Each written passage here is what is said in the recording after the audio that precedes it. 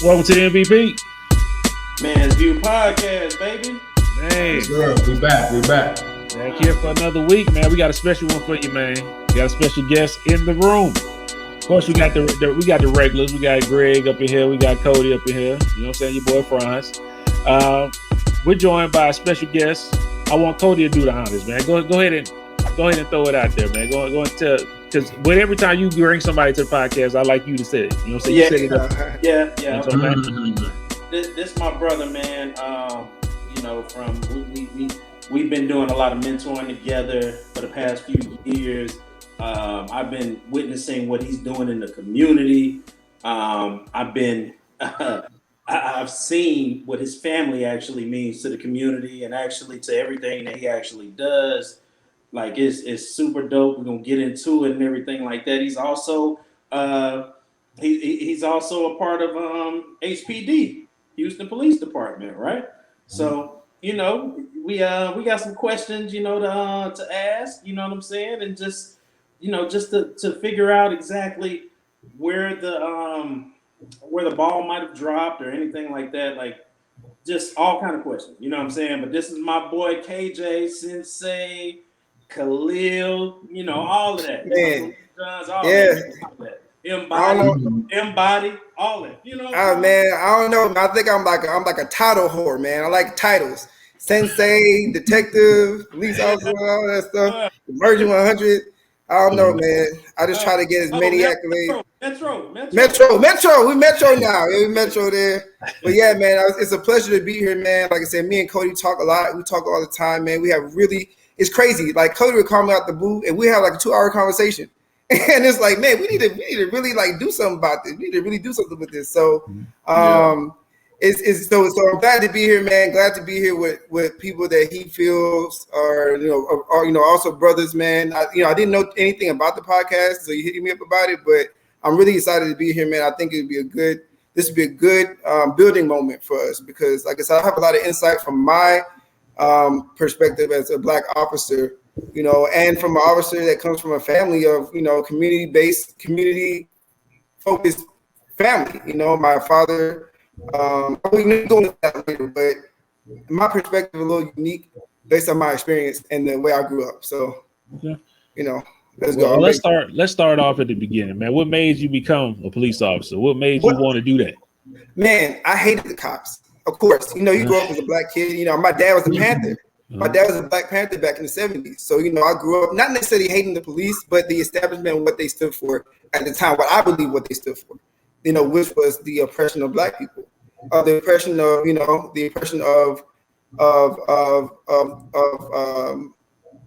those underserved communities, So when I, initially, I didn't want anything to do with it, but then my uncle, my dad's brother became a cop in the 90s. I was like, okay, whatever. Then my oldest brother, he became a cop. He became a detective. And at the time, I was working in the bank. I was like 23, 24, and just kind of figuring out what I want to do, man. And I'll be honest with you, what really pushed me, I worked at a bank. I was a teller at the time, and I was like, man, I wanted to be a personal banker, do all that stuff. And I worked the whole year, busting my butt the whole year. And I'm like, man, it's raise time. I'm about to get this good old 25-cent raise. You know what I'm saying? I'm thinking I'm doing something out here, man. And man, they came to me one day. When I went to do my review, they were like, you didn't sell enough credit cards. So I got an 11-cent raise. I was like, what the? And I was like, man, what am I doing in my life right now? Like, I got to do something else. I was like, okay. You was like, I need to be a police officer. I'm gonna need to go to jail. Police officer gonna pick me up. Exactly. I was like, hey, either I'm on this side or that side. I gotta pick one, but I'm going full steam, whichever one it is. I'm gonna rob y'all. I want to be the person that stops the robbers. So then I went to my brother one day, man. We were just talking, and at that time we had a karate school and everything. And we were doing things in the community, but I just really felt like I could have more of an impact. I didn't know how I would have more of an impact, And we were at my brother's house, my oldest brother's house, and he was like, we were talking to him, like, hey man, so how much money you make being a cop? Like, we were just talking, and he told us how much money he made, and I'm thinking about my 11-cent raise, I'm like, this sounds like a good idea right here. You know what I'm saying? So, but also there were other things, So, he told me about what he does, and he told me about a lot of stories that he's been a part of, a lot of situations that he's been a part of, and he's, as the patrol officer, you're the first person on the scene, so you're able to make the initial decision of what happens going forward. You know what I'm saying? So he told me about some things, some experiences that he had. And I was like, man, that's pretty cool. Of course you hear the crazy car chase stories, but then you hear the good stories. Y'all don't hear the good stories. But I heard the good stories about the things that he did out there. And I'm like, man, that's really dope. Like, I really feel like, he's really making an impact. So then I inquired about it. I looked into it and I joined. I joined like the next week. I was like, y'all take this raise. I'm putting in my 2 weeks. And within about, well, I'm not gonna say it wasn't that easy. There was a process I had to go through. You know what I'm saying? Like, but I did end up becoming a police officer. I joined the academy in 2009. And I went from there, man. And it's been a good ride, long ride, not easy, but it's been a good ride, man. I really enjoy what I do. Like Cody will tell you, I love talking to kids. I love going to schools. And when you're a young Black kid, you want to be a couple things, and trust me, so I did this experiment when I was teaching karate to elementary schools. I would go and I would say, hey man, I'll line all the kids up. They'll be like 5 to like 7, 5 to like 9. Hey, what do y'all want to be when you grow up? Little white kids, I want to be a doctor. I want to be a lawyer. Da da da. The Mexican kids, I want to be a dentist. Da da da da. Asian kids, I want to be a scientist. What do you think the Black kids said they wanted to be? A rapper or a ball player? Football, basketball, all of that. Anything. Exactly. Anything with the ball, entertainment. I'm just sitting there. I'm like, man, that was very impactful to me at a young age. I was like teaching karate. I would go to like teach these after school programs when I was in college to make extra money. And that's when I would do that. I'm like, man, these kids they only want to be what they see, what they're exposed to, So then, so I was like, I kind of strayed off the subject. But nah, you good. You good? So when I became a cop, I was like, all right, I want to go to these communities and let them see me. Let them see, hey, look, man, I'm not here as your as somebody that's gonna put you in jail. I'm here as somebody that can help you stay out of there. You know what I'm saying? I'm here to help you, show you that, hey, you have a cop on your side that you can come to, because a lot of times they don't feel like they can come to anybody. Yeah. Something happens, they're like, man, I got warrants, or man, I smoke a little weed. They feel so restricted because they feel like, the other people might not see them the way that they should be seen as a human. They might see him as, oh, you're a criminal. Nah, man, you are still a human. You still have the right to come and talk to me and tell me what's going on so I can help you. Right. A lot of people don't feel like they have that opportunity. So so when I became a cop, I worked in South Park. I worked in South Gaston, Fondren area. I worked in all the hoods just to see how I can, honestly, to kind of check the temperature to see what their experience was, and then to just be like a conduit. Say, hey man, look, I'm here to help. Yeah. I would stop people and, hey man, what's good? And just talk to them. Yeah. So that's kind of why I became a cop. I felt like I would have more impact on the front side of things, instead of behind, instead of after things happen, I can be the person that stops that tragedy from happening. Mm-hmm. And those are the things. There are multiple, a plethora of reasons. I feel like I'm talking too much. I feel y'all got questions. So it's all about you, Chief. But yeah, that's it, man. And like I said, me and Cody, we talk about a lot of things, man. And I just feel like as a Black man and as an officer, we have a double duty to be not only a positive representation of Black men, but we have to set the example for the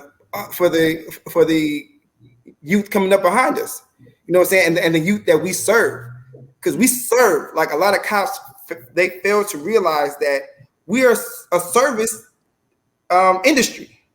You know what I'm saying? We are serving and protecting. This badge doesn't make me better than you. It doesn't make me greater than you, stronger than you, more wiser than you. It just it gives me the responsibility to serve you in the right way. You know what I'm saying?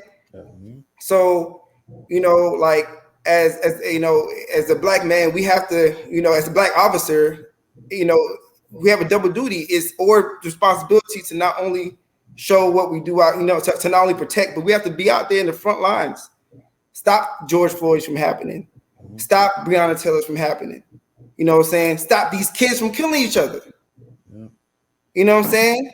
Yeah. We have to be out there to say, hey man, look, man, we got to put these guns down. There's another way to do this. Mm-hmm. And that's why I do it. What I do. That's why I do what I do. Well, let me jump in there with questions. I know my brother's got some questions for you as well. I would my first and probably maybe my only question would be, how do you feel we can actually adjust the way the system is at this point with policing the neighborhoods and things like that? I know it's easy for somebody to say you have to be a resident of that neighborhood, and you have to actually understand what's going on in that neighborhood and things of that nature. How do you feel about that? I mean, like, it's a great idea. Neighborhood policing is awesome. But guess what? We don't have that many cops, bro. There's not a lot. Y'all see Harris County, Constable's Office, HPD, Metro, but we all don't serve the same area. There are some times where I would come to work on Sunday and I'll be the only officer in my district. Not in my area, not in my little area. You have a district, yeah. You have a beat. Yeah. So it's great. It's a great idea. Neighborhood policing is a great concept, but we are severely understaffed. Wow. I think if we had more officers, more people, more officers qualified to come out there and work patrol, I think it'd be a great idea. We do have the Wait, hold on. DRT. I got a question for you. You said you the only officer, like the only black officer, or just the only officer? No. There were some times for about a 2-hour span. Mm-hmm. When I would come to work, I worked Southwest area, so I worked like Hiram Clark area, and people is football Sunday. You messing with the SWAT, you know what I'm saying? Yeah, no, that's Hiram Clark. It was SWAT something else. SWAT 19 district. This is 15 district, and I would come to work, man. I'll be the only cop there. Because people would call in, people would, take off, whatever, and then people were watching the game. It's just, I mean, people want, everybody says, the cops should stay in their neighborhood, or there should be more cops out there walking the beat, blah, blah, blah. It ain't that easy, bro. Like, we are understaffed. There's not a lot of people out there. I know that was for like a little time. I'm not saying it was like that every time, but at a time, you might have like 5 or 6 officers in a beat. And you're policing a 10 to 20 square mile area. You know what I'm saying? And you got crimes happening consistently. Like, I'm telling you, like, people call the police every 30 seconds. Mm-hmm. So for us to take the time to say, you know what? Hold on there, person that got stabbed. Let me go and walk this beat real quick and say hi to their neighbors. Not reality. Mm-hmm. We need more officers first.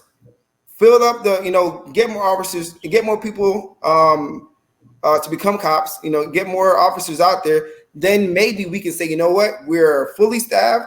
We have enough manpower to kind of, put some people on patrol, put some people on beat work, and then we can do that. But it's not realistic. Okay. It's not realistic. Okay. I mean, go ahead. My bad. At one time, I was like a big proponent of people like, I think more of us need to be cops and stuff like that, and be police officers walking these beats and stuff like that. But I'm not gonna lie, after what I'm saying, we all black men, man. After I keep on watching this stuff, man, it just seemed like a lot of us, and I'm just generalizing because I don't know for sure.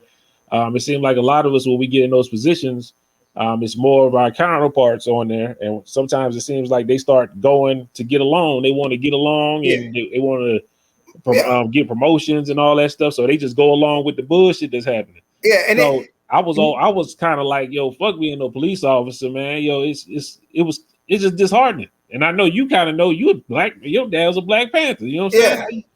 Yeah. And you do have to go along, get along gang. You do have some of that, but then you have some officers that are really trying to make change. You know what I'm saying? So you can't negate it. You can't say, well, just forget about it. Because guess what? Then you aren't going to have any allies.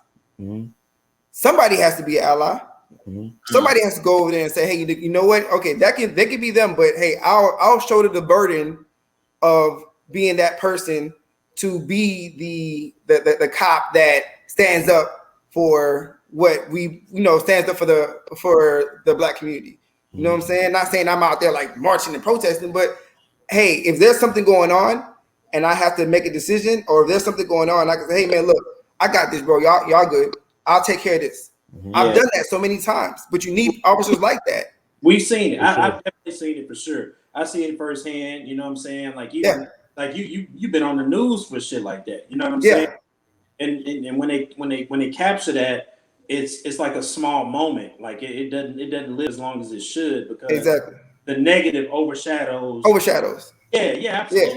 And so I definitely see it. I know it, and that's why we that's why I call and check in on you. Exactly. Like, good. What's going on? You know what I'm saying? Exactly. Like, I know they downtown going crazy. He was like, yeah, they got me in these streets. I'll talk to you tomorrow. Some shit. Yeah. That was a rough time. But going back to Mr. Stedman, like I hear that argument all the time. Man, my bad. Say that name one more time for me. Is it Stedman? Oh man, hold on. Get it. Nah, man. Are you good, man? I swear to God, I just saw the AK. I'm okay. That's the name. No, that's messed up. I get it though. I like it, man. Keep on saying that. I'm shit, with man. that. You know what I'm talking about? Yo, I'm with that all day. Yo, if I can get a woman to take care of me, bro, I'm there with it. I'm Stedman. Call me Stedman the third. I need that, bro. Yeah, real. But nah, man. But going back to Mr. France. All right. I heard that a lot of times. I talk to a lot of brothers out here. Any brother that's like that, it can be any age. But I mainly talk to the younger dudes. I'm like, hey man, do you have a criminal history? You ever been arrested before? Oh no, I never been arrested. Okay, what do you do? Well, they might have a little job, something they really just ain't want to, work at enterprise or something like that. Just something small. All right, man. You ain't got no criminal history. You ain't got no. Do you smoke? And a little bit. Okay, but that's BS. Okay, you can are you addicted? Can you stop? I can stop. All right, cool. Hey, man, look, join the police force. We need more people like you. I try to actively recruit because we need more Black men out here. Being able to not only police our communities, but being able to kind of be a like I said, be an asset to the community, like don't just because a lot of Black officers join the force, go along, get along. Right. I came in here conscious about who cops were and about what they originally were created for. So I'm like, I'm not going to be that. I'm going to be something different. But I need more people like me to do that. I need more Black officers like me to do that. To say, hey, look, man, I'm here because not only am I here to protect and serve, but I'm here to also be an asset to my community. Be somebody that people can call and say, "Hey, man, look, I got this going on. I didn't want. I have people call me, man. Look, I'm afraid to call the cops. I think, I'm afraid. I'm afraid to call the cops. Can you come? All right, hey. So I'll go over there. I'll call the cops for it. They'll call the cops. I'll be there. So, hey, man, look, this is my friend. And I've done that for people because they were afraid because they thought that the cops were gonna come and shoot them. Yeah, the cops that we're going to come and do something to them. So I've been that, but we need more people like that. I can't be the only one answering 1,000 phone calls. Yeah, you know what I'm saying. So, but how do you navigate that world, man? Because we seen a lot of cops come out and talk like about people doing bad stuff, and especially the high profile cases. They was talking about the guy that George Chauvin or whatever. Yeah, Chauvin came out talking about him. A couple other situations they came out, it was Black police officers, and it seemed like every time they come out, they get reprimanded. Yeah, it's like something happens. So it's like, how do you navigate that? Well, you got to understand, like within honestly, within HPD, HPD has a very good department. You know what I'm saying? They're very good at we have a very good internal affairs division. So if anybody's doing something crazy, it's gonna get caught and it's gonna get investigated. Y'all just don't hear about it because it's internal. You know, more officers get fired by other officers telling on them than citizens. You know, that's just something that's not broadcast for whatever reason. To me, I think people should know that. You know what I'm saying? Because that'll kind of, to me, that'll raise not only the awareness, but that'll kind of let people know that yes, it's a thin blue line, but there's also like a understanding that what's wrong is wrong, and at least in my department, take care of that. If you're wrong, you out of there. I've seen a lot of people get fired for treating people bad, for doing the wrong thing. Not days off, not y'all. I know y'all hear about suspended with pay. None of that. I'm talking about outs, fired. So how do I navigate that? Like I said, I don't really have to deal with that in HPD. I mean, I'm sure it happens. It just don't happen around me.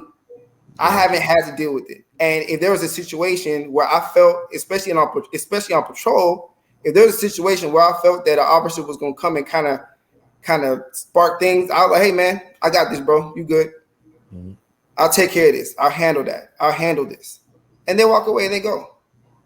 So you need more people like that. But like I said, for me, I haven't personally dealt with it. But how do you deal with that? Like, like he might be a troublemaker. He might take this where it don't need to go. Yeah, There ain't no kind of channels y'all got where y'all could like holler at somebody and be like, yo, he might need a couple of days off. He might need to talk to somebody. That's where the internal affairs investigations occur. You know what I'm saying? Like an officer is like, yo, this guy's little. First thing you try to do, you try to talk to him. Hey man, look, you kind of a little extra right now. Blah blah blah. Then if that doesn't work out, then you go to the sergeant. The sergeant steps in. If the sergeant doesn't step in, if the sergeant can't handle them, then boom, he draws paper on them. They go to internal affairs, and that person gets dealt with. I mean, it happens. It happens a lot. Like a lot of the troublemakers, like honestly, when is the last time you heard one of those situations happening in Houston? Well, now, and you're. I mean, you're right when you say Houston. When you base it on Houston, yeah, you're right. But yeah, we seeing everything else. You know what I'm saying? And so seeing everything else, we feel like that's a representation of the entire police force, period. Yeah, but policing is not monolithic. That's why I tell people. Yeah. Like, there's every city, every county is different. Yeah. Every city is different. Every state is different. That's like Mr. Marley. You ain't saying nothing, but what do you do for a living? If you don't mind me asking. Nah, I work at the VA. Okay. Yeah. Okay, so you work at the VA. The VA in New York, somebody out there in the VA in New York do something crazy. Hey man, it's Marley. Y'all messed up, bro. The whole VA shut down. The whole VA in Houston, y'all trash. Yeah, we get that too. How does it feel? How does it feel when you know that you don't even know that person? Right. You have no idea who this person is, and they're coming at you. I had people throw urine at me at the thing, and I'm like, I'm the person y'all want on y'all team. Right. you already better than me. I'm taking their ass to jail. But I was on the line. I couldn't do nothing. It's just what it is. You know what I'm saying? But I get the frustration, but it also like the way they portray things is like policing across the world, across the nation is just terrible. Dog, right. I can say right now, the department I work for, it ain't perfect. Right. People get fired for anything. Nah, they are strictly about accountability. Yeah. If you out there wilding, you are going to be reprimanded. If not, you out of there. Because it's about because we represent something bigger. You as an individual officer represent the entire department.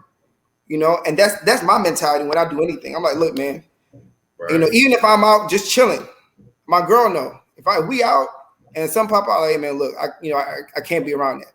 Yeah. Because I mean, I'm not sure you guys have jobs that you guys do the same thing. Like you represent something more than that. Yeah. So, like I said, going back to your question, Mr. France, like I haven't dealt with it. I understand that policing seems to be monolithic, but it's not. Everybody's different. Everybody polices differently. Like I police differently from the dude that sits across from me. You know, it's just what it is. Yeah. You know, but now, I got a question. Well, I mean, I got a couple questions, but yeah.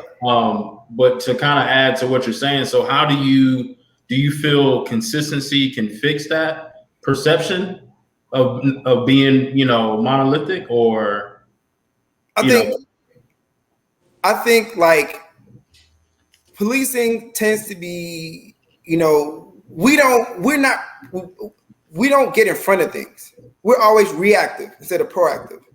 You know what I'm saying? I think with a more proactive approach and a more transparent approach, I think things can be seen as, you know, and you know, honestly, our department is really doing that. We're getting ahead of a lot of things. You know, if a shooting happens, we are out there that day talking about it. And if they're wrong, they're wrong. They're right, they're right. We aren't gonna hide it. I don't know if y'all heard something about, I think it was in Louisiana when that guy got tased and then he got shot, you know, something, and he got beat up. You know, that was hidden for a whole year. You know, like that ain't gonna happen out here. You know, I'm not saying that stuff doesn't happen, but we are very proactive with those things. And I think more proactive police department, the more proactive the police departments are when it comes to those type of events, that'll bring the trust back. The more transparent we are, that'll bring the trust back. So, and, you know, would you say that if the department is not proactive, then maybe they could be hiding something? I wouldn't say that, because some departments are just like, it's, you know, like for us, for example, we just kind of learn from other people and we see what happens in other places, and they're like, okay, we're not going to do what they did. We're going to get in front of it. Some might be just, you know, their leadership might just not be just, you know, there's some leadership that just have poor leadership. Yeah. And just kind of just, hey, we ain't, you know, it ain't got nothing to do with us. We ain't going to, you know, we aren't going to respond to it. We aren't going to speak on it, you know, and if something happens, they just kind of just don't speak on it. So I can't say they're hiding anything. Yeah. You know, I can't speak for every department, right. But you know, for the bigger departments, it's just whoever the leadership is, that's kind of how we operate. And we had a chief a couple years ago that was very quiet. He didn't like the media. He was just chill. So you didn't hear a peep from us. That's because that's how that was his nature. But we had a prior chief that was all over TV, and you saw HPD everywhere. Yeah, that's just his personality. So it just depends on the department. But I can't say they're hiding things. Also, though, you know, Houston is, you know, I think we're now like the third largest city. I think we moved from the fourth to the third. I'm pretty sure we up there because a lot of Californians are moving down here. Yeah, that's what I'm saying. Probably like 1, 2, 3. We probably like number 3, right? And so some eyes are going to be on us. I think that can be great when it comes to the police work, but we also need to have people like yourself, you know what I'm saying, like that are really trying to better the situation as opposed to, you know, just lock somebody up, and I think that's going to be key moving forward. You know? And I think it's a thing like with my son, man. I'm going off on a tangent, but with my son, we went to Galveston, and I know that's, you know, out of HISD jurisdiction. That's Galveston County, I believe. Mm-hmm. We were out there and we were sitting on the beach just chilling. I let him, you know, walk out there, and next thing you know, a fleet of police officers came, you know, driving on the beach. I'm talking about full speed, and I'm like, damn, like if my son was like right there, he might have been hit. You know what I'm saying? Exactly. Like, that's what I'm thinking, you know, that's just my mind frame or whatever. But they came and then he went off to the pier or whatever because they had to pick up somebody that they needed to pick up for whatever reason or whatever. But it pissed me off. It's like, damn, you know, I ain't even know, you know, I'm sitting there chilling, laid back, sipping on some, you know, sipping, and they just come by, zooming by, bro, like in the Tahoes and all that stuff, man. And so I can't even really see my dude. You know what I'm saying? I got to go walk over there and grab him to bring him back type shit, man. It was just, it was a Yeah, that's just reckless. That's crazy, reckless. You know, especially in those types of yeah, it was a crazy situation, man. Yeah. Crazy situation. Yeah. So, And honestly, let me tell you something. Unless it's an officer involved shooting or an active shooting involved, ain't nothing that serious to get to. on the You know what I'm beat, saying? like we on the beat. Yes, there's nothing that serious to be zooming to get to, man. Man, I mean, yeah, I get that. That's frustrating. That's Yeah. very frustrating. And you know, but don't forget, you can also file a complaint. That's why I tell people. This is the one thing I teach LTC classes. I tell people all the time, man. Like, if you get pulled over, you feel like you got handled wrong. You don't fight in the streets. You fight in court. Okay, you fight in court. You ain't gonna win in the streets. All right. So if something happens, hey, comply, complain later. The officer handled you wrong. The officer, even if he putting you in handcuffs, guess what? Those handcuffs can come off. Don't fight. You fight, you will lose every single time. Right? Comply and complain later.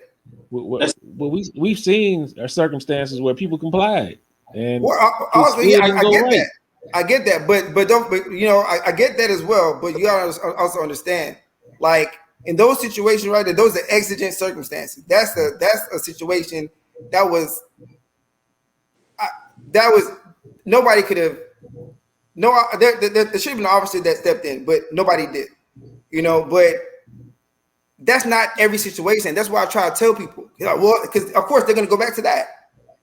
You know, they can go back to that one situation. Oh well, look, he didn't comply. Look what he complied. Look what happened to him. But guess what? That's our point. That's our point of reference. Well, like Philando Castile, but the thing about it is, it's a whole bunch of situations. That's a point of reference for one situation that didn't even happen in Houston. Mm-hmm. True. Yeah. So that means that every time you deal with the police, you're gonna fight them. Well, are you gonna say, oh man, well shit, y'all, well, I mean that's like me working an extra job, man. You know, the dude came in there with a gun. Dude came in there, dude came in the extra job with a gun, strapped up, no license, no nothing. I had to put him in jail. Oh, you gonna George Floyd me? Really, bro? Oh, that's what you out here like that's to me. That's I get it, but that should not be an only point of reference because there have been millions of other stops that didn't go that way. We don't know that though. We do, but it's traumatizing to see that stuff online and see that stuff on TV all the time. So that's what comes up in you. You know what I'm saying? After a while, you're like, I'm checking out everybody. Like somebody stopped me, I'm looking at them like, yo, this gonna go wrong. Can I take him? You know what I'm saying? Like something happened. I'm sizing up the police. I understand. I totally understand. And there's so much more I could talk about this, but for the most part, man, comply and complain later. Gotcha. Comply if the officer do. I mean, everybody has a body camera on them. You know, you can always complain later, but don't fight in the streets. Just don't fight in the streets. I'm not saying that situation was right. Like that situation frustrated me because I'm like, how? Like why? Like why is nobody stopping? You know. Why is nobody stopping this thing? Like, I get it, but that is one point of reference. I get it's a point of reference, and I get it's still an open wound, but there's so many other situations that have not went that way. No, trust me, I understand exactly what you're saying, but it's kind of hard. It's kind of hard thinking about that stuff, seeing it, and then your dad, you said was a Panther. So you know how the police used to fuck with them. I know. It's like, I get it. But let me tell you what my dad. Let me tell you what my dad told me. And this is what I tell people. My dad told me. My dad walked with a shotgun. He walked on the side. You know, he was the whole thing. And we were in Panama. He was in Panama in a third world country. But guess what he told me? And this is what I'll never forget. My dad said. He said, "Don't give them an excuse." My dad didn't drink. My dad didn't smoke. My dad didn't give the police any excuse to deal with them, any reason. He didn't jaywalk. He had licenses for his guns. Everything he had legally. No excuse. No reason to deal with them.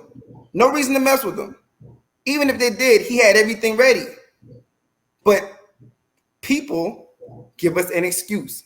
Smoking, drunk, got warrants, committed a crime, doing something crazy. Like, if you give them an excuse, if you give them an excuse if you give the police a reason to be in life, that's on you.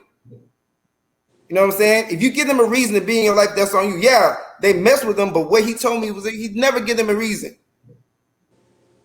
He ain't out there walking around drunk with no gun, so the police can't say, oh, he's intoxicated, let's go mess with him. He don't smell like weed. Oh, he's smoking, he smell like weed, let's go mess with him. He gave him no reason, he gave him no excuse. Why did the Panthers fail? Because they gave the police an excuse. Period. They gave them an excuse. They gave them a reason. That's what happened. You give people an excuse to mess with you, they will find a way to destroy you. You give them a weakness, they'll find a way to destroy you. You have to be solid. If you move in revolutionary, you got to be solid all the way around. You cannot have a weakness. Because the minute you have a weakness, the first crack they see, they're going to exploit it. So so they mess with the Panthers, but guess what? My dad was solid. My dad got kicked out of his freaking country. That the little area where he was in, got kicked out. He went to the police station wilding out. He could tell you stories about what he did out there. But guess what? They never caught him drinking, never caught him smoking. My dad's a Muslim, devout Muslim. Didn't do none of that stuff. They couldn't mess with him. They couldn't come and kick in his house, kicking his door to find weed because there wasn't nothing in there. But guess what? We've seen them. We've seen them plant stuff on people too. Guess what? Guess what? Huh? Guess what? That is an exigent circumstance that ain't had that. I mean, we can talk about everything. We can bring up those kind of arguments for every situation. But I think you have a unique thing. But are you going to give them? Are you going to be the person to give them that excuse? Are you going to be the one driving with warrants? Are you going to be the one driving, drunk? Are you going to be the one, driving, got weed going out the car? Are you going to be the one to give them that excuse? That's what it means that's what I mean when it says accountability. You got to be accountable for yourself at some point. The police ain't gonna just find you and mess with you out of no reason. I totally understand. I just don't believe. I think how you feel, because you feel like you solid as an individual. You know where you stand. You go in the community. You do your thing. You see the people around you, and the people around you seem solid. And maybe HPD is fire. You know what I'm saying? But that's not everybody's experience. Sometimes people don't do nothing. Philando Castile, he got pulled over for a stop, and he was pulling out his driver's license and got shot dead in front of his kid and girlfrild. I mean, it's a lot of stuff that happens that don't even get reported like this. I get it. And it's like, I understand, like, if y'all solid, you seem like a solid individual. You know where you come from. You know how this stuff works. It's just like, I guess, because if it was me, I would feel away too. You know what I'm saying? I would feel like, yo, stop putting us down. Like, how they talk about black people. I don't stop talking about black people. Everybody ain't what you saying black people is. We all different. We all do this stuff. We got kids, we got families, stuff like that. Don't treat me like I'm some kind of criminal or something like that. So I will understand where you're coming from with that, because I know you're passionate about your job, you're passionate about giving back to the community. But I guess it's just a little crazy to think like, yo, don't give them a reason, when we've seen instances where they didn't give nobody a reason and it didn't turn out good. Not in Houston. I'm just talking about the rest of the world. And the world is huge. Policing is not monolithic. I get it. I get what you're saying, but at the same time, bro, like, I'm the person they give cases to put people in prison. Mm-hmm. The only reason you come across my desk is if you give me a reason to mess with you. The only reason I deal with you is if you give me a reason to. I don't go out there and I don't create. I'm like, let me go create a burglary and go mess with this guy. No, that guy did something, So I get what you're saying, but at the same time, what we do is we don't take accountability for things as well. Like, I get those Philando Castile situations. I get George Floyd. I get Freddie. I get all those, but those are. I'm not minimizing them, but there's so many other situations. Oh no, I got thousands of people that got treated right and got sent home And like I got pulled over, they gave me a warning and everything. Solid individuals, even white people. You know what I'm saying? I didn't came in contact with white officers that treated me all right. You know what I'm saying? Solid. Yeah. It's just that fear now that everybody has in them that's getting instilled by the media. That I don't trust police like that. I'm just gonna be honest. I gotta look at you. Cody told me about you, and I see your Instagram and all that. I see what you do. You a solid person in the community. I wouldn't have had you on here because I feel like we talk about mental health. Yeah, and I feel like we are all traumatized to a certain extent. Kind of trauma from that. You know what I'm saying? So that's the only reason. It's like, yo, I just don't want. I know you're not minimizing it, but it's like I don't want you to take it like we just talking about Houston. We talking about everybody. I get it. That's my thing. I get it. I get it. But it's like, to me, that's like trying to, that's like what we're talking about is a systematic. It's a system that was created to initially subjugate slaves. Mm-hmm. You know what I'm saying? And that mentality has morphed over time, but underlying I get the mistrust of the police. I get it, especially with what's been going on lately. Mm-hmm. But at the same time, you have to kind of take accountability for your actions as well and say, hey, look, man, am I giving them a reason? But see, at the same time, KJ, we don't have you in their neighborhood. We don't have you in Central Texas. I got you. Where my partner's at. You know what I'm saying? Yeah. We don't have a version of you out there. You know what I'm saying? We probably do. I don't want to say that. I don't want to minimize somebody's work that they're doing out here. We probably do. I'm just, you know what I'm saying? I'm not aware. So I don't want to say that. But we don't know of a you to where we talk to you and let you know different things like that. You know? And so community policing, that's why I thought community policing would be something that would be beneficial for each community. It would be. And like they had that defund the police. I don't like that wording. I think it sounds crazy to me. But I think reallocating some of y'all duties and some of the money to get so y'all don't have to answer every doggone phone call that don't pertain to y'all. Like you shouldn't go out there somebody crazy and stuff like that. Somebody should go out there that's well versed in that. Y'all shouldn't have to do the bulk of what y'all do.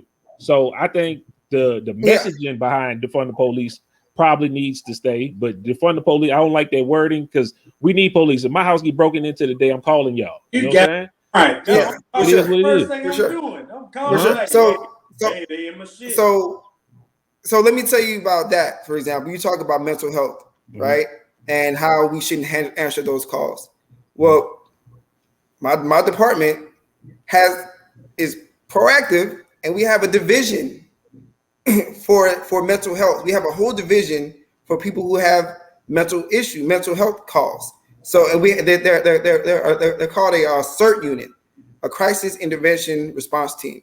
And what they are, it's an officer coupled with a psychologist or a therapist or a licensed what's it called, a counselor, a crisis counselor, and they ride together and they answer those calls and they have dope. That's dope. That's stuff we don't hear about. That's some dope shit right there. But we have a homeless outreach team that goes out every day and helps helps the homeless get licenses, they get IDs, they get food, they help.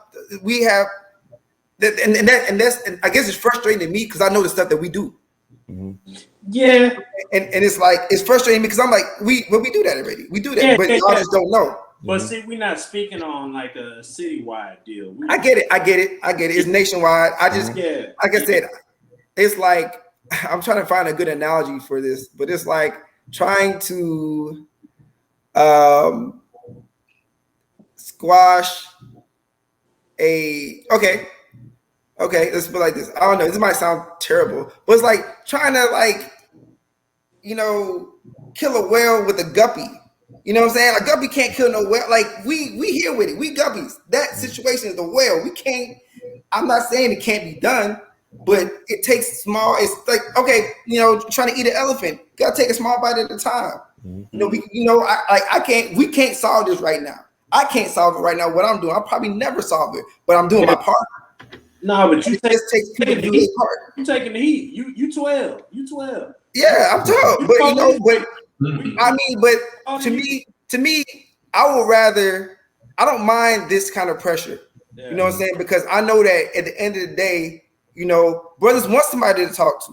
Mm-hmm. You need somebody to talk to that's in this field to kind of give y'all some clarity. Yeah. So I don't mind being that person to do that, right. And I don't mind taking the heat because a lot of people won't do this. They're like, I ain't doing that now. I don't know who I ain't doing that. I don't know who will, bro. And a lot of people won't. But to me, it's important that you guys get to see. You know, first of all, it's important to hear what the community feels. Yeah. I think we don't do that enough. You know, something happens and like, okay, yeah, you know, for a couple of days, couple of weeks, you know, they'll come out there and they, you know, they'll allow you know, people to kind of voice their frustration about the police. But then after that, it's done, and we don't check the temperature anymore. Yeah. Also, something else happens, and then boom, it's another blow up. We're wondering why people looting and stuff. They've been feeling this way. We just haven't given them an outlet or given them a reason or tried to at least attempt to fix that situation or rectify it in some kind of way. Yeah. You know what I'm saying? And I think doing this kind of at least allows that opportunity for some type of healing. You know, I'm not the one that did anything to George Floyd, but I understand that what I represent is what killed him. You know what I'm saying? So I got to be able to at least confront the community and say, look, you know what? I wasn't responsible for that, but I understand and I get it. And I feel that's what most people want. We just want some people to say like, yo, we understand that was some fucked up shit. And we not rocking with that. A lot of times we just want, especially who we deem the good guys. We don't want y'all rocking like that. Exactly. And it's crazy because me and my boy were talking about this a couple of days ago. We're like, man, like I never thought in a million years that I would be seen as a bad person for the job that I do. I never thought in a million years that people, not just criminals, everybody would hate me. Yeah. For something that you know what I'm saying? For something that I truly am passionate about. Yeah. I joined this job to truly help the community, and I have been doing my part to do that. And people hate me, not just that. Like back in the day, yeah, of course the bad guys gonna hate you. I don't care about them, but little kids running from me. Yeah, little kids. Oh no, it's the police. Oh, you gotta run from them. You know what I'm saying? People overall hate me for what I do now. So you gotta understand how that messes with me. Because it's like, whoa, like I joined this job and I'm out here. I'm going to I don't miss not one school, what you call it? School day, career day. Yeah. I'm out here teaching martial arts to these kids. And then people hate me because I wear a uniform, because I wear the uniform. That's wild. But I understand it. They're being trained into it, man. I would like for you to jump more into the dojo, Okay. Yeah. Okay. Well, let's kind of switch gears a little bit. I got about 10 more minutes. Oh, now you good? But okay, so this is the other side. So I told myself, I'm like, all right.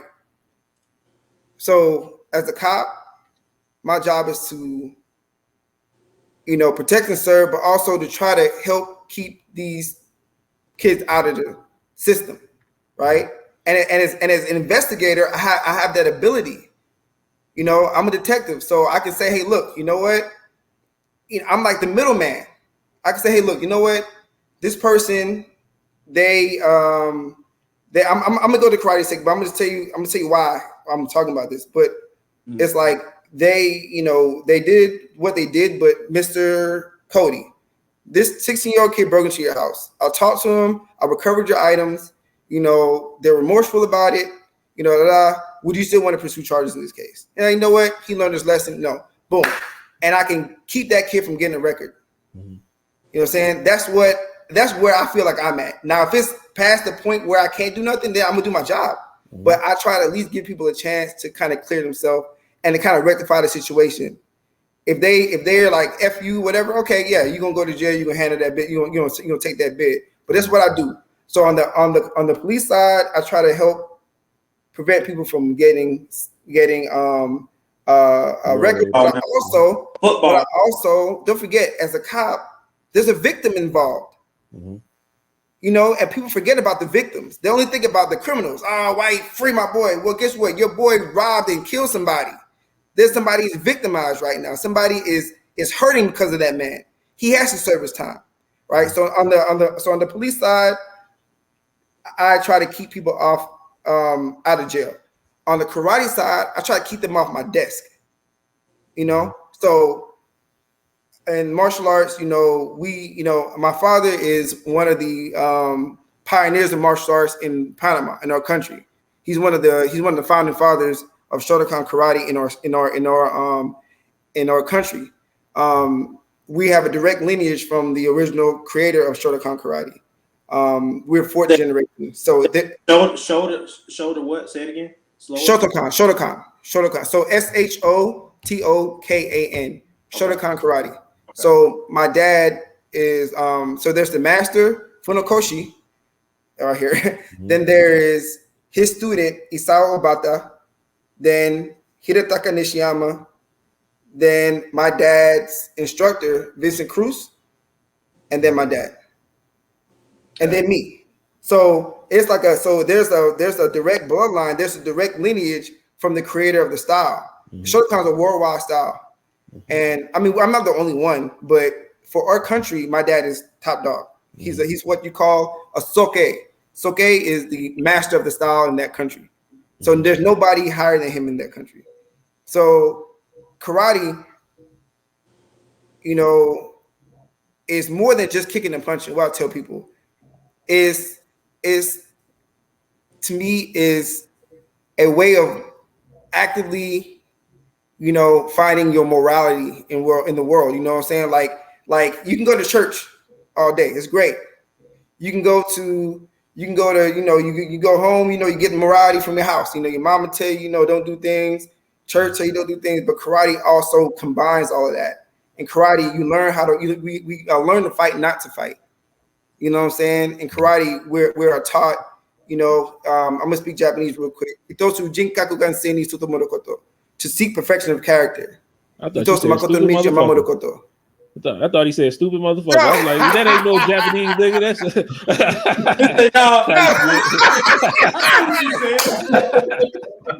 I'm cursing y'all out in Spanish and Japanese, you know, low key.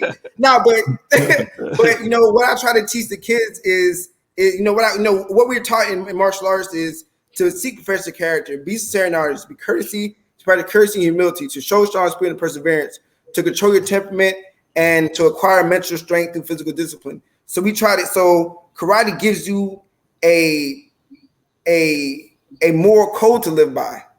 You know what I'm saying? That you are that. So it complements the church.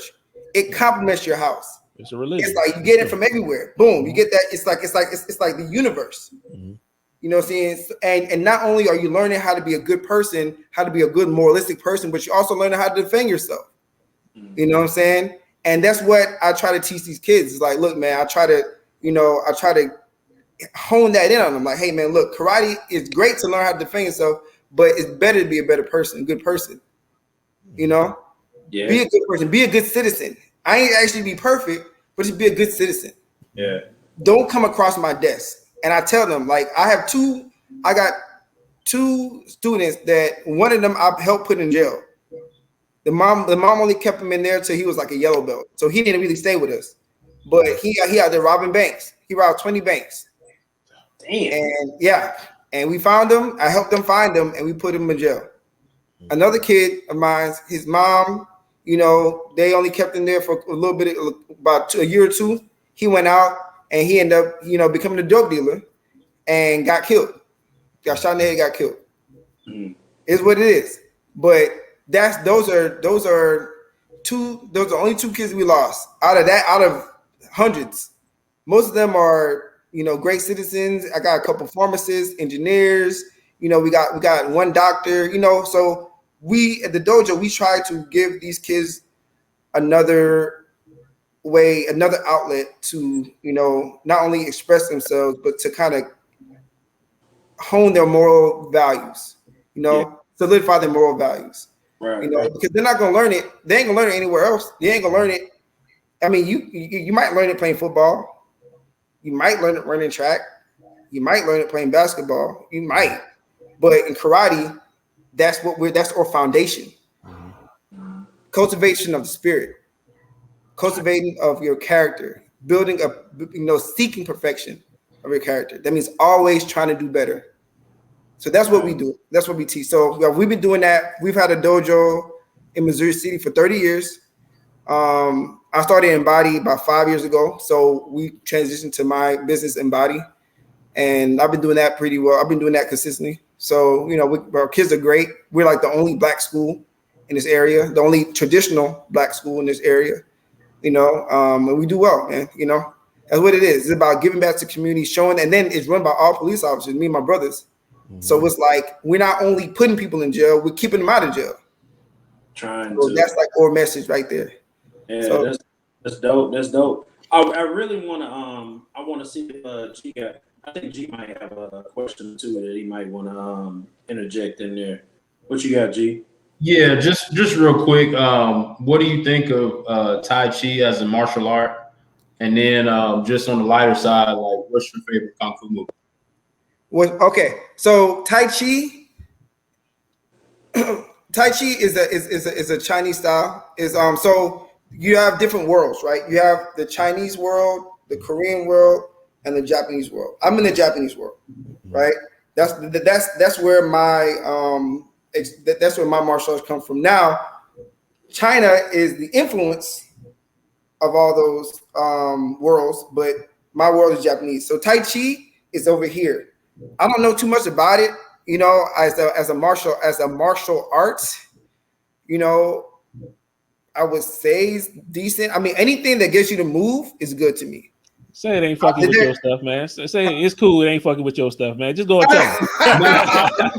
I'm just saying, look. I mean, I got bad knees, so I need something that I can't. No, Tai Chi is good. I mean, if you do a Tai Chi form the right way, you'll get the right type of you'll get the right type of exercise that you need. I mean, it's just like yoga. People think yoga is whack. Yoga is hard as hell. Yes, it is. Yoga is dude. I be coming out that thing. I do yoga. I come out that thing sweating, bro, like dying. You know what I'm saying? Right. So I mean, yoga. So yoga is good. Tai Chi is similar to that. You know what I'm saying? What else? I got my girl. She over here. Don't worry about that. Let's get you like, up out of here, man. No, we good. We good. Be mad at me. I got another like 10 minutes, but you good, man. Like I said, we gonna get you out of here, man. Say hi to everybody. Hey. Hey, how you doing? All right. We about to let him go now. Hold on, man. I'll call you back. So, my favorite kung fu movie, honestly, bro, is The Last Dragon. That was what I thought. I was that dude. I thought I was. I knew that movie by heart, bro. I knew that movie like line for line. I know you're a real one now. I was hoping that was gonna be your answer. Yeah, you're a real one now. Yeah, nah. The Last Dragon is my shit, bro. Like I love the Last Dragon. I thought I was that guy for a long time. I used to walk around with the little black pants and all that stuff. And then I knew how to do karate, so I'm like, I'm really him. Yeah. I'm really that guy. You know what I'm saying? And of course, in high school they call me Bruce Leroy. There we go. So, yeah, but yeah, man. That's my life, man. I think. I really try to tell a lot of brothers, man, like put your football and basketball is great, but put your kid in a martial art, especially your daughters. Put them in a martial art. Give them that, because I tell people, when you do things that are combative, it raises your awareness. It raises your situational awareness. Like when you eat right, Mr. Marley, when you want to eat right, aren't you more conscious of what you're eating? Absolutely, yeah. Right? You know what? I'm trying to lose weight. I'm being on a diet. I'm not going to eat anything that has sodium. I'm not going to eat anything that has too many carbs. When you do something combative, you're conscious about danger. Right. You're more conscious about that. You're like, okay, you know what? My spider senses are feeling kind of tingly right now. This might not be a good situation. Yep. You know what I'm saying? Your awareness heightens, and thank God. That saved me in so many situations as a cop, is me being able to sense danger. We all have a sixth sense. We all have that connection. We all have those spidey senses, those feelers, but we don't access it because we don't do anything to access it. You're not going to figure that out typing on the computer all day. You're not going to do that. I don't know, doing whatever. If you put yourself in a combative situation consistently, you're going to be able to read energy, feel things around you. You know what I'm saying? So you got to be if you do it the right way. Also in meditate as well. You're able to raise that sense of awareness. You're able to raise your feelers out. You know what I'm saying? I ain't trying to get too mystical or too deep, but that's the other side of karate. That's the deeper side of karate that you don't learn until you become like a black belt or higher. That's when you start learning the mystical side of things. And that's why karate is so deep. People think it's just surface, it's just kicking and punching. Karate is more, it's like a pyramid. A pyramid is as low as it is high. And that's karate. The higher you go, the deeper you go mentally and spiritually. The higher your rank is, the deeper you go. You know what I'm saying? And then you start to learn things about your body. You start to learn things about energy. My dad was talking about, like there's a video of him on YouTube and he's talking about, Einstein's theory of relativity. And he's talking about, being able to put your mind, like he's in front of somebody. They're like this close. I can send out the video. They're this close. And my dad's blocking his punches. The guy's punching, he's blocking it. And he's like, why am I able to do this? So then he gets another one of his students to come up and the dude's trying to block his punch and the guy can't do it. And my dad's like, he's like, okay. So he's like, you can't do it? Okay, well, look. So what my dad does is he goes about 20 feet away from the guy and has the guy punching. And he sits there and he watches him. And then my dad walks right next to the guy and the guy's punching. My dad's blocking. And he's like, what did I do? Where was my mind? He put his mind back here instead of in front of the person. If you're in front of the person and you're trying to fight that person, you're only going to see right in front of him. But if you place your observation away from him, it's just like seeing somebody from 10 feet away throwing punches. You can see it coming a mile away. You can't see it when it's right in front of you, right? Mm-hmm. So he was able to do that because he got that deep with it. That's what I'm saying? There's so many different levels of your mind you can unlock through martial arts. I'm gonna send y'all that video so y'all can watch. Is there a way I can send it through here? Yes. Yeah. Give it to Cody. Cody can send it to me for sure. I'm gonna send it to Cody. Okay. Send it to Cody for sure. But you gotta see very fast. There you go. Okay. I can say that if an object, the observer views an object, and the time and space is relative. I'm the observer, he's the object. And that time, the object and the observer feeling time is relative. So if I move from side to side, or I'm stationary and the object moves from side to side, move, keep moving. That time and that space is relative. Okay, so let me try something here. Go back. Okay, get the ski. Get the ski right here. Okay, I want to try and stop. Reverse push right here. Okay, right here. I'm this close, and I'm going to try to stop. It's key.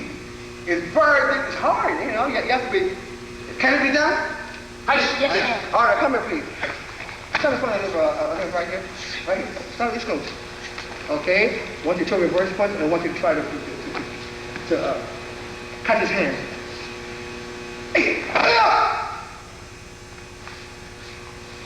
You move when you want.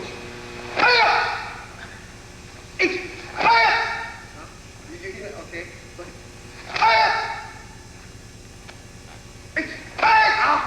Why you can't catch it?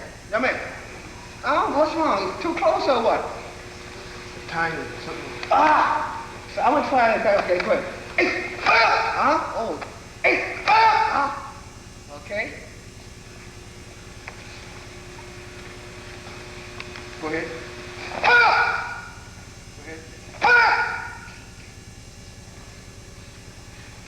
It's hot! It's hot! It's hot! Hot! Hot! Hot! Hot! Hot! Come here.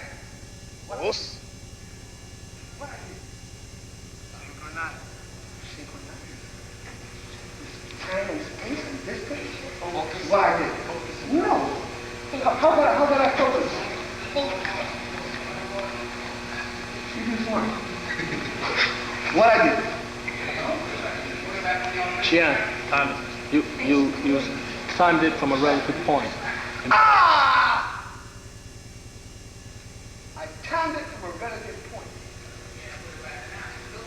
If you are here, my mind is here at this relative point. It's almost superhuman for me to stop a fast geek. Look at the distance he's traveling. For me to see and then get the message and then react and block. So what I did is my mind is here. My observation is here. So you punch. Okay?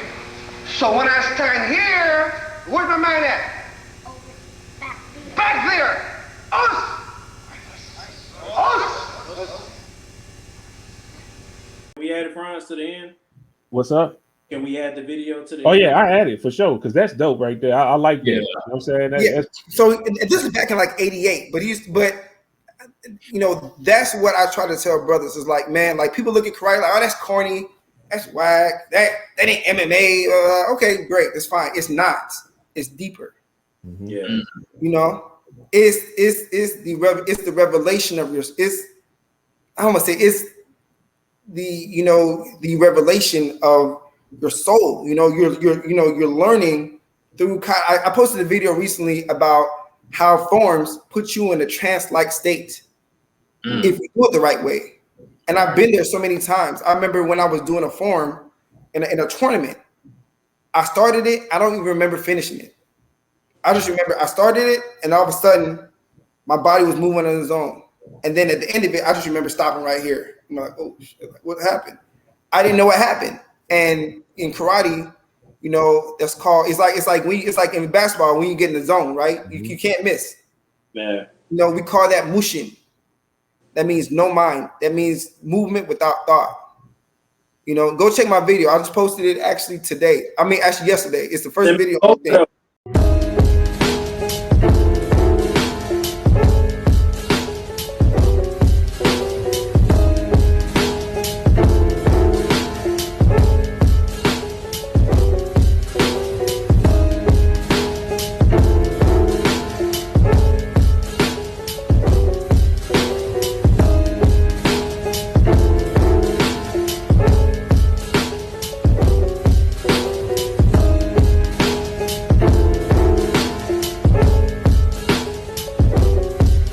Like I said, man, like I try to get brothers to do it. Brothers don't even want to be in it. They're man, I ain't trying to wear no uniform. But there's so many benefits to it that I wish we could see. Because guess what? Everybody else does.